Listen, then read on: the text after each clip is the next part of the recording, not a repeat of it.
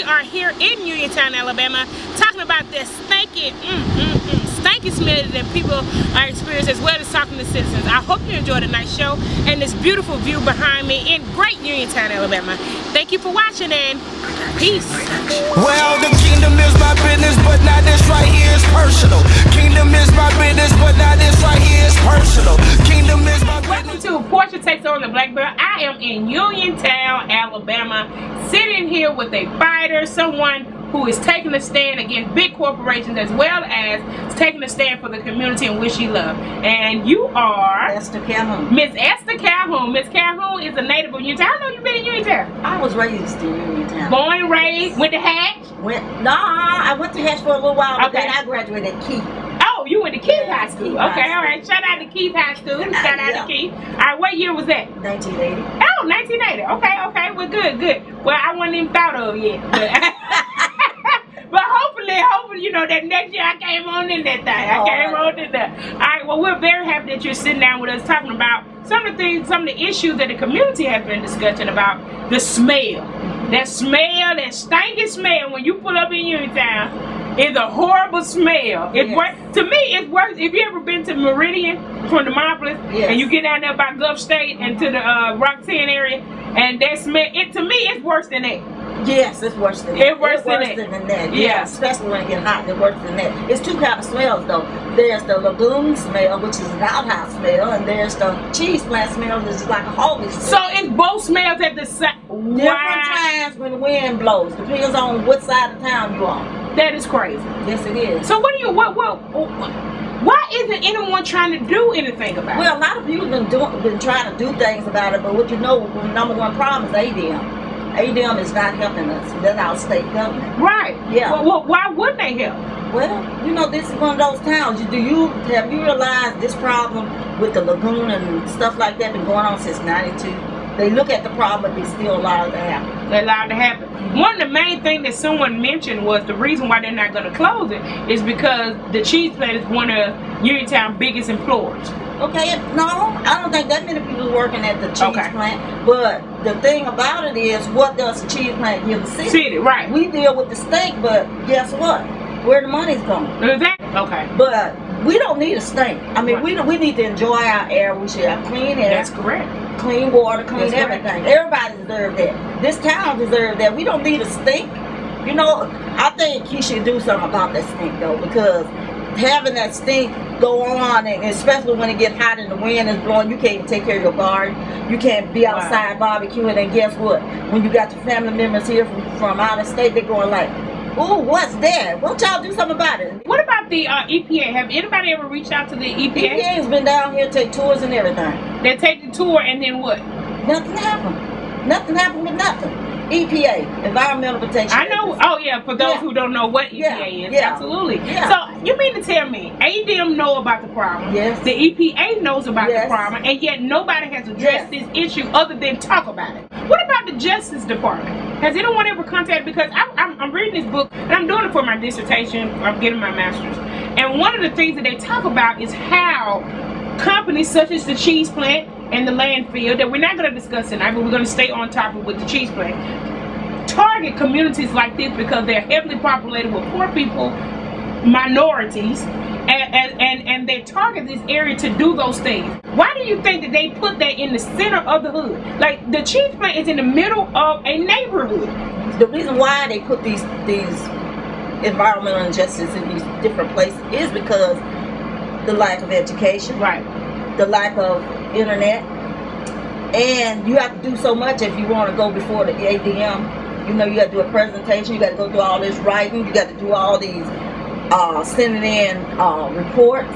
So that's kind of difficult when you are older people, because you know the majority of older people live in the area. In Georgia, a lot of people don't like to talk. You know what I'm saying? Because you start. You're afraid of backlash. Yes. Right. And then that's one thing that happens when you start talking out. But I look back. I grew up on sharecropping. Okay. You know. Yeah. And I look back at life, it's so difficult right now because those people fought. And let's talk about that group that you were president of. Oh, I'm the president of Black Belt Citizen Group. The Black Belt Citizen Group. Yeah. Now, how did y'all start this group? Okay, we started off with the Concerned Citizens. It's just a little group that was talking about when the landfill was coming. Right. And then they said it was a done deal. Although the landfill did come, we know we need a landfill, but we wasn't ready for, they started talking about all these big states coming, their trash coming and all this. Then they started talking about coal ash.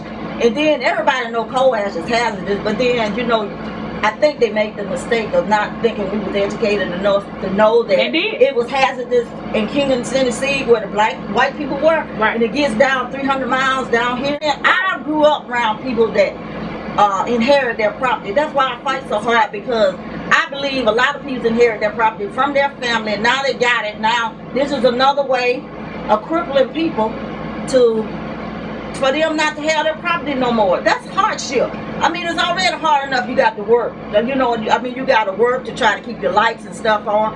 Then you got to stay inside all the time, have your air conditioner running when you can be enjoying outside with all this stuff with the garden. And then you could really raise your garden if you didn't have all these things on each side of town. Each side of town, we got a problem.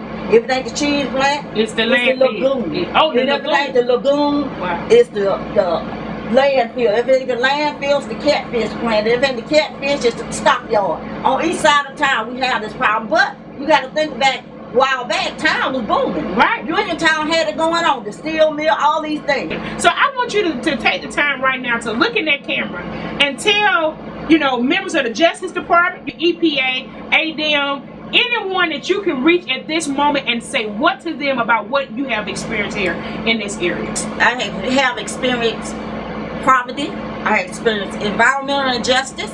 I have even talked to the U.S. Commissioner of Civil Rights for them coming down here. They said they was coming. I have went some everywhere, but seemed like everybody turned a deaf ear to Uniontown. But we're the ones that everyone should pay attention to, because we are at the point that we need clean water. We're at the point we need clean air. We can't afford all that different stuff. Our U.S. Congress, Lady Sewell, she needs to come back down here and take a tour. Come to Uniontown, take a tour, and see what's going on in here. We have too many problems that nobody is paying attention to. And we're getting sick and tired, and we're not going to stop fighting. There's one thing about it, I'm not tired of fighting. This is what I want for the citizens of Uniontown and any other community. To stand up and fight for what's right. Stand up for justice. Stand up for what we all deserve. You deserve a right to speak what's on your mind. Long as you ain't, My thing is, we all have right for clean air. What's wrong with cities, communities, standing up for what's right? It's time for us to do this. This is not the 50s. It's time for us to do what we need to do. Stand up and fight for your right. Or we going to end back up in the fields somewhere. It's time to do what's right. We deserve clean air. We deserve justice. You young people, stop sitting down taking this mess. Join, listen. You ain't got to do nothing but be a number. I definitely love Uniontown. I grew up on Sumac Avenue, so I definitely understand your fight, and I have family that live here, and I do understand why you're doing what you're doing. And together we'll win. And you will win. We will win. Yeah, we will win. Because I love the Black Belt. That's why I'm taking it on, and we're going to do so much great things. Thank you. We're here with Ms. Calhoun representing Uniontown, Alabama, taking that fight on to say it's enough, it's enough. All right, leaders, it's time for you to step up and do what's right.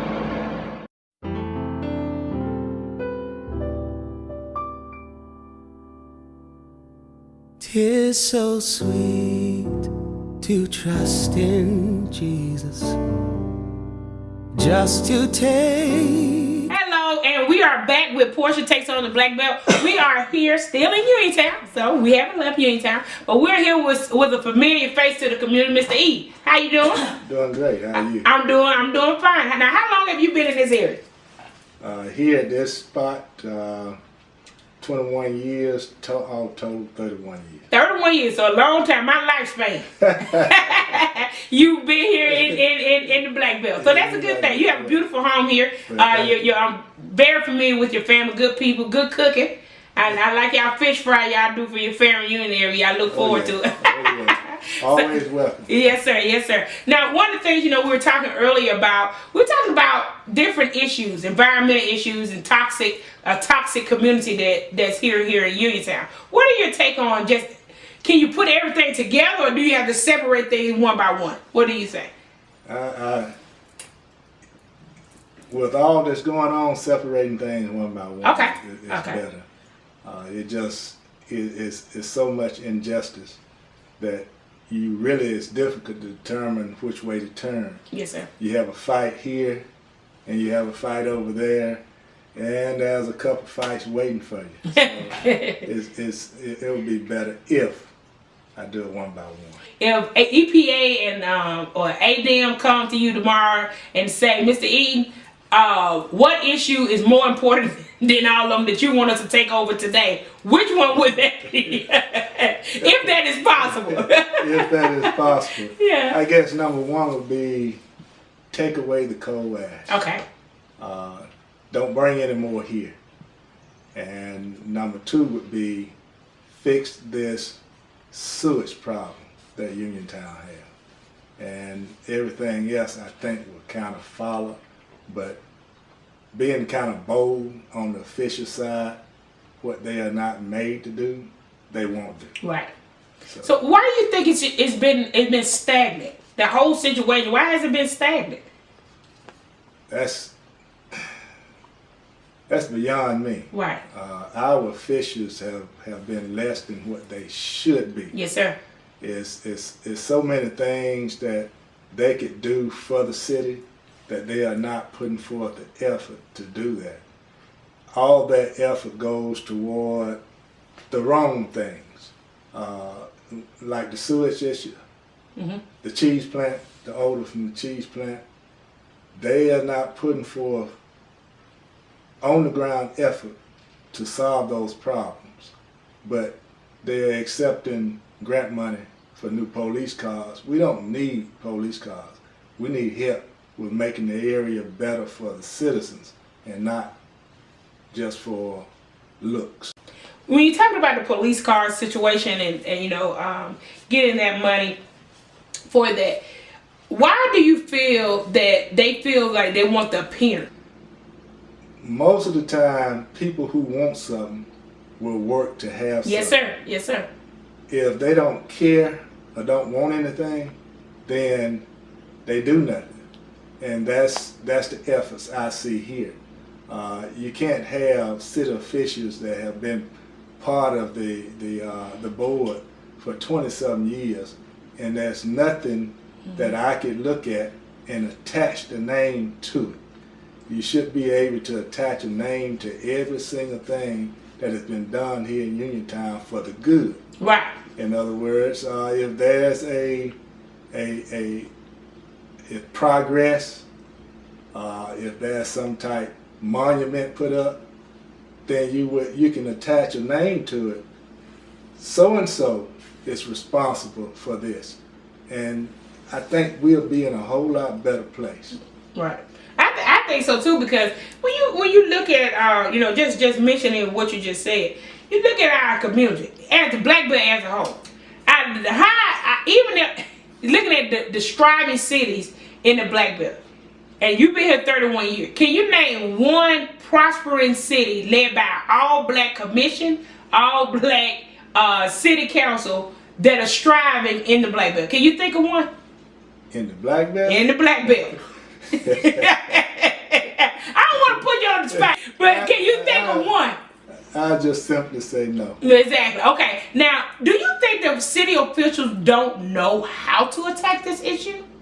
Exactly. Okay. I feel that there's so much help that anyone, I don't care how much you know, there's always help for you. Yeah. And if you don't know, you have to tell someone or ask someone instead of getting hostile. You give advice and you get hostile. That's a form of I'm lost. Right. So yes, I think it's a lot of it, 90% of it is because they just don't know. All right. What do you say to people that say you guys are just troublemakers We've addressed it. ADM came down and said it's not going on. EPA said that it's not going on. These groups, they just starting up trouble. That's all they do. What do you say to those people? The groups? The groups that they say starting up Yeah. more power to you. Keep trucking. Keep trucking. Because we are not getting the justice that we deserve. Every person should be treated like with respect, like they're humans, rather than just pushing you aside or brushing you aside. Anything you say or any ideas you have, why not listen to the people? I mean, I was once told the person who can evaluate you most is the one that you are responsible for. Absolutely. So we are the ones they are responsible for because they are in the positions to actually lead and look out for the communities, for the environment. If it's air, water, whatever, they are responsible for that. So step up, do what you're supposed to do. Step up and make sure the things that you are responsible for get done. Otherwise, we just, we don't have anybody. Right. And we just have to keep going. I mean, there's no quit. I've said many times, failure is not an option. Wow. So we're pushing. We're gonna keep pushing. You're gonna win. Although they have slapped a lawsuit on us. Well, okay. Why do you think the community is not as passionate about this? They are affected just like you. They live here. Why you feel like they don't care? I have enough business of my own to take care of rather than getting into somebody else's business. Okay. But listening to some of the people talk, they have gotten tied up into this. No one don't do anything anyway. Right. So why fight? So Wow. I have said many times also that they are victims of learned helplessness. Woo! They have learned and been conditioned to just let things go. We haven't gone anywhere. We've been quiet here for a while, but we're not going anywhere. We'll be right back. It does good to actually show your face, to let them know, no, I haven't forgotten. No, just because you have prolonged the time does not mean that I'm going to forget about it and walk away. Well, we haven't gotten the justice that we should have, and we are in the fight until. All right, well, stay in that fight. Anything that I can do or anyone I can introduce you to, I'm sending them your way because, I have family that live here. I come here and visit. I go to my cousin Mike barbecue spot all the time, and I can't stand to get out the car because of that smell. And so, you do have great things that the city can do, and part of it is taking a stand. And that's what your group and that's what you guys are doing. So I encourage you, please don't give up the fight. Oh, no, not at all. I mean, we should have some things that we can be proud of, rather than feeling embarrassed when someone comes to visit from out of town. Right. What's that smell? Yeah. And not really knowing all the other issues. But yes, we're gonna keep on pushing. But until you use what is rightfully yours to make a difference, nothing will change. There was a person said back here a while back to me that there are two things you own that you can do with whatever you want to do with. Okay. And that's your vote and your money. Yes, sir. And you can make a difference. Right. Hold your money and vote who you want to. All right. Is there anything that you want to say to the people of Uniontown or to my little viewers that I do have in the Black Belt and beyond? What is it that you want to say to them about why something has to be done to help this toxic community? We have to stand up. You don't have to have the voice, but just in numbers mean more than everyone trying to speak out. Look to one, let them be your voice, and just keep pushing right along with them. And that'll be a big, big step. Well, we appreciate Mr. Eden and his group, and also Ms. Calhoun earlier for telling their side of the story.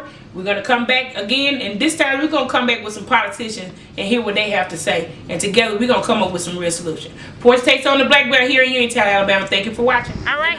Oh, man, I know that was a lot of information to take in. Thank you so much for watching tonight. It's a sad situation. I have family and loved ones that live right here in Uniontown. So this is just part 1 of this show. Part 2 is coming up. We're going to talk to some politicians and maybe even go to Montgomery a little bit and see what we can find out. Thank you so much for watching Portia Takes on the Black Belt. Share on Facebook. Subscribe on YouTube. Portia Takes on the Black Belt. Bye-bye.